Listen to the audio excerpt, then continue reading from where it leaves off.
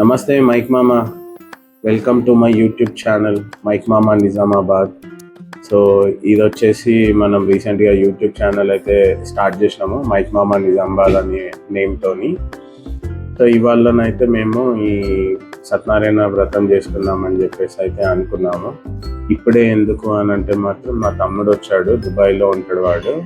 So వాడు వచ్చాడు and అట్లనే తమ్ముడు వాళ్ళ పిల్లలై ఇద్దరు బాబులై బర్త్డేస్ ఉన్నాయి బ్యాక్ టు బ్యాక్.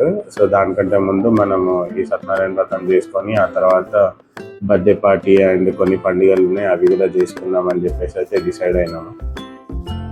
మా మేనత్తలు వచ్చిర్రు, మా అత్తమ్మ వాళ్ళు.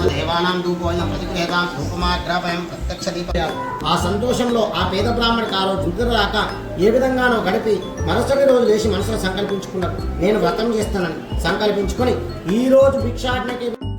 ఈ మన సత్యనారాయణ వ్రతం వచ్చేసి మనము ఎప్పుడు సంకల్పించుకున్నా కానీ చేసుకోవచ్చు అని అయితే అయ్యవాళ్ళు చెప్తా ఉంటారు. అంటే ఈ రోజు చేసుకోవాలి, ఈ రోజు చేసుకోకూడదు అన్నట్టు ఏమి ఉండదంట.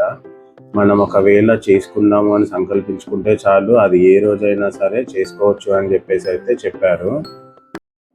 మేము ఈ వ్రతం చేసుకుంటున్నాము అనుకున్నప్పటి నుంచి ఒకటే ఒక డౌట్, పిల్లలందరూ ఉన్నారు కదా, అసలు మనని పీట మీద కూర్చొనియ్యారా, మొత్తం కథలు అయిపోయేదాకా మనని ఏం డిస్టర్బ్ చేయరా అన్న డౌట్ తోటే ఉన్నాము.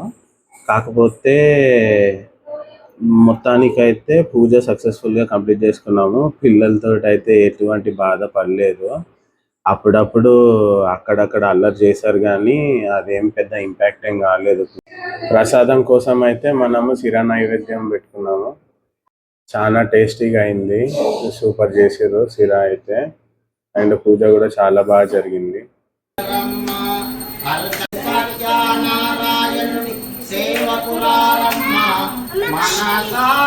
స్వామిని కొలచి భారతీయరమ్మ మంగళమనరమ్మ జయ మంగళమనరమ్మ మంగళకరణము ఈ సుందరమూర్తి వందనమనరమ్మ.